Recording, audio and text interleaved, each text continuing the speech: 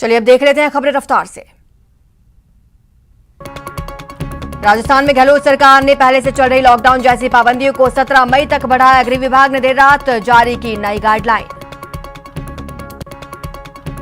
नई गाइडलाइन को red alert जन अनुशासन पखवाड़े का दिया गया नाम। शादियों में 50 की जगह 31 लोगों की ही अनुमति। वीकेंड पर दूध, मेडिकल और फल सब्जी को छोड़कर सब कुछ रहेगा बंद। नई गाइडलाइन में पुरानी बंदिशों को 17 मई तक जारी रखने का फैसला। 17 मई तक आवश्यक सेवाओं को छोड़कर सभी सरकारी दफ्तर, बाजार और व्यावसायिक प्रतिष्ठान बंद। सरकार को रेवेन्यू देने वाले विभाग खुले रहेंगे। सार्वजनिक परिवहन की बसों में 50% यात्रियों के साथ यात्रा की अनुमति। निजी वाहनों से एक जिले से दूसरे जिले में जाने पर रोक। वडोदरा में चिरंजीवी योजना का आज से होगा आगाज। दोपहर 12 बजे सीएम गहलोत वीसी के जरिए करेंगे शुभारंभ। कोरोना महामारी की रोकथाम के लिए देश भर में अब से वैक्सीनेशन का तीसरा चरण शुरू। इस चरण के तहत 18 से 44 आयु वर्ग के सभी लोग कोरोना की ले सकेंगे वैक्सीन।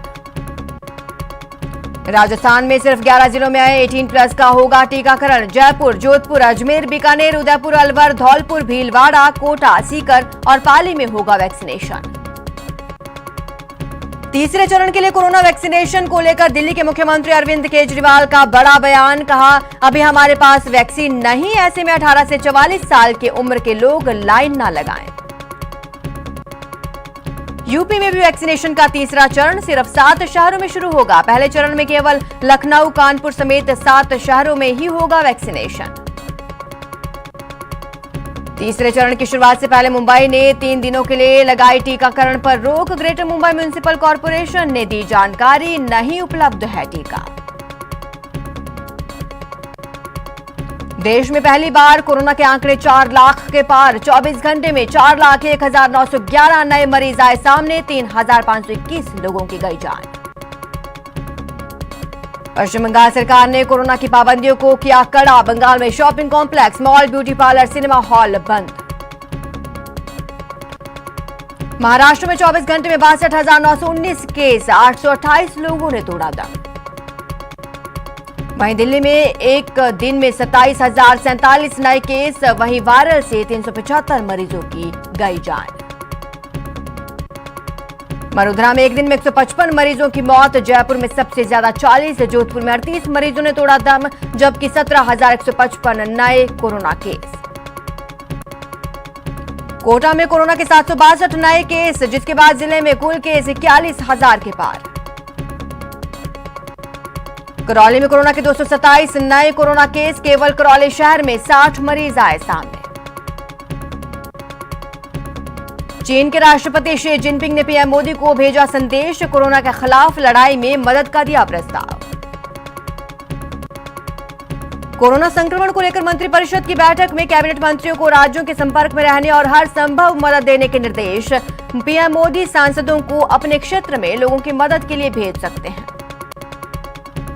कांग्रेस नेता राहुल गांधी ने एक बार फिर कोरोना को लेकर केंद्र सरकार पर साधा निशाना। ट्वीट के जरिए तंज कसा। कहा, लाखों से ज्यादा लोगों की मौत हो गई और जवाबदेही जीरो। उन्होंने कहा कि कर दिया सिस्टम ने आत्मनिर्भर।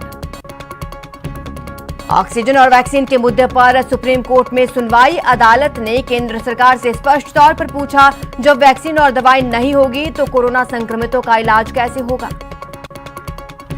सुप्रीम कोर्ट ने सोशल मीडिया पोस्ट को लेकर सरकार को दिए निर्देश। कोर्ट ने कहा, ऑक्सीजन, बेड, दवाओं की कमी बताने वाले पोस्ट पर कार्रवाई नहीं होगी। सीएम अशोक गहलोत ने केंद्र सरकार से की अपील। केंद्र और राज्य सरकारों को मिलकर कोविड महामारी का करना चाहिए मुकाबला। प्रदेश में कोरोना से मरने वाले व्यक्तियों के अंतिम संस्कार का खर्च राज्य सरकार उठाएगी। सीएम ने इसके लिए पंचायती राज विभाग को आदेश जारी किए। पूर्व अटॉर्नी जनरल सोली सोराबजी का निधन। सोराबजी पहले 1989 से 1990 तक अटॉर्नी जनरल रहे थे। झुंझुनू में बीडीके हॉस्पिटल में मरीज का परिजन इमरजेंसी वार्ड में डॉक्टर के अभाव में इलाज नहीं मिलने का लगाया आरोप। मरीज दम तोड़ देता है। इस घटना का वीडियो सोशल मीडिया पर वायरल। पोखरण जेल में 5 कैदी और 2 जेल प्रहरी कोरोना पॉजिटिव। घटना के बाद जेल प्रशासन में हड़कंप। राजसमंद के देलवाड़ा में एसबीआई बैंक की शाखा में 2 कार्मिक को कोरोना पॉजिटिव, बैंक को 3 दिन के लिए किया गया बंद। राजसमंद में शादी में कोरोना गाइडलाइन का किया गया उल्लंघन, पुलिस ने एक ही परिवार पर 2 बार लगाया जुर्माना। धौलपुर में व्यापारी और उसके परिजनों ने प्रोटोकॉल की पालना कराने निकले शिक्षक को बनाया बंधक। तय समय के बाद खुली दुकानों को बंद कराने के लिए दौसा एसपी अनिल बेनीवाल सड़कों पर उतरे और दुकानों को बंद कराया। शादी समारोह में कोरोना गाइडलाइंस की पालना के लिए दौसा कलेक्टर और एसपी दौरे पर निकले। करौली में पुलिस ने अनुशासन पखवाड़े की गाइडलाइन का उल्लंघन करने पर 409 लोगों का चालान काटा, सभी से 40,000 का जुर्माना वसूला। गाइडलाइंस की अनुपालना में कोटपूतली पुलिस ने सीमित लोगों की उपस्थिति में बारात निकलवाई। प्रतापगढ़ की छोटी सादड़ी एसडीएम ने कोविड नियमों की अवहेलना करने वाले दुकानदारों की दुकानें सीज की।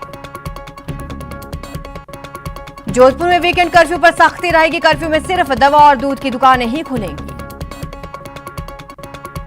बाड़मेर में कोरोना के बढ़ते मरीजों के साथ जिला अस्पताल में बढ़ती भीड़ को देखते हुए अब सभी दरवाजों पर खाके को तैनात कर दिया गया। धौलपुर जिला कलेक्टर और एसपी ने शहर के कई मैरिज गार्डन्स में पहुंचकर व्यवस्थाओं का जायजा लिया। अजमेर रेंज पुलिस आईजी ने पुलिस की नाकेबंदी का जायजा लिया, बेवजह घर से बाहर घूम रहे लोगों पर की कार्रवाई।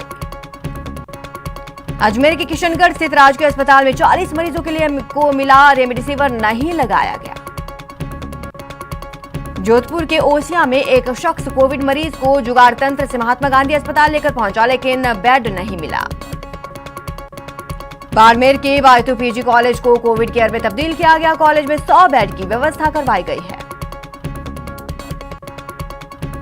कोरोना के खिलाफ लड़ी जा रही जंग में डूंगरपुर के एक डॉक्टर दंपति ने जिला कलेक्टर को 1 लाख रुपए का चेक सौंपा। वहीं जोधपुर में एक भामाशाह ने ऑक्सीजन प्लांट स्थापित करने के लिए 40 लाख रुपए का चेक जिला कलेक्टर को सौंपा। राजसमंद सांसद दिया कुमारी ने कोरोना महामारी से बचाव के लिए सांसद निधि से 1,27 लाख रुपए का दान दिया। कोटा में भिवाड़ी से 9,000 लिक्विड ऑक्सीजन लेकर टैंकर पहुंचा। रानपुर ऑक्सीजन प्लांट पर टैंकर को खाली करवाया गया। गुजरात और मध्य प्रदेश सीमा से सटे बांसवाड़ा में पैर पसार रहे कोरोना से आम जिंदगी पर गहराते संकट को देखते हुए खादू कॉलोनी के जैन समाज ने खुद को घर में आइसोलेट करने की पहल की। कोटा में कोरोना जागरूकता को लेकर पुलिस ने मशाल मार्च निकाला। सवाई माधोपुर के रणथंभौर दुर्ग स्थित त्रिनेत्र गणेश मंदिर को कोरोना संक्रमण के चलते अगले आदेश तक बंद रखने का निर्णय। सुजानगढ़ में नगर परिषद आयुक्त अनाउंसमेंट कर लोगों से घरों पर रहने की अपील करते नजर आए। खास बात यह कि राजस्थानी भाषा में की गई अपील। उदयपुर में बढ़ते कोरोना संक्रमण के अस्पताल में भर्ती रोगियों को मनोरंजन के लिए डॉक्टर्स ने मरीजों को म्यूजिक सुनाकर ताली बजवाई। एमबी अस्पताल की सुपर स्पेशलिटी विंग में डॉक्टर्स और नर्सिंग कर्मियों ने गाने चलाकर किया मोटिवेट। चुरू में बढ़ते कोरोना को देखते हुए स्वास्थ्य विभाग खाली पदों पर चिकित्सकों और जीएनएम की भर्ती कर रहा है, इसके लिए आवेदन लिए गए। कोटा में कोविड टीकाकरण अभियान के तहत शुक्रवार को 39 साइट पर सेशन आयोजित हुए। इनमें 1,150 लाभार्थियों को वैक्सीन की पहली जबकि 309 को दूसरी डोज लगाई गई। कोटा में पुलिस की ओर से कोरोना जागरूकता को लेकर संवाद श्रृंखला पर ऑनलाइन वेबिनार का आयोजन। कोरोना से जंग में बड़े शहर के साथ छोटे कस्बों में भी सुविधा बढ़ाई जा रही है। टोंक जिले के निवाई में कोरोना के खतरे को देखते हुए एकलव्य छात्रावास को कोविड सेंटर के तौर पर किया गया तब्दील। भरतपुर संभाग का सबसे बड़ा अस्पताल बाबू राज बहादुर मेमोरियल हॉस्पिटल एक बार फिर सुर्खियों में। अस्पताल में ऑक्सीजन की कमी से एक मरीज की जान गई। भरतपुर के आरबीएम अस्पताल पर कोरोना संक्रमित मरीज के परिजनों ने रेमडेसिविर इंजेक्शन की हेराफेरी का आरोप लगाया। परिजनों का कहना है कि यहां सिर्फ परिचितों को इंजेक्शन लगाए जा रहे हैं।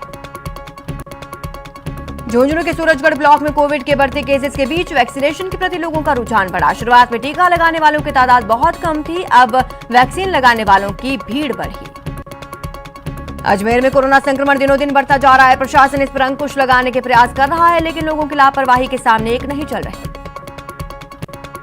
कांग्रेस के छात्र संगठन एनएसयूआई ने अजमेर में कोरोना जागरूकता अभियान की शुरुआत। कार्यकर्ताओं ने अजमेर रेलवे स्टेशन के बाहर बांटे मास्क और सैनिटाइजर। अलवर के Lords dedicated COVID care centre में गुरुवार रात को अचानक ऑक्सीजन पैनल खराब हो गया, जिसके चलते वेंटिलेटर्स के 5 मरीजों को सामान्य अस्पताल में किया गया शिफ्ट। कोटा में कोरोना के बढ़ते संक्रमण के साथ ऑक्सीजन की किल्लत अब लोगों को रुलाने लगी है। डीसीएम इलाके में ऑक्सीजन प्लांट के बाहर देर रात मरीजों के परिजनों की भीड़ देखने को मिली।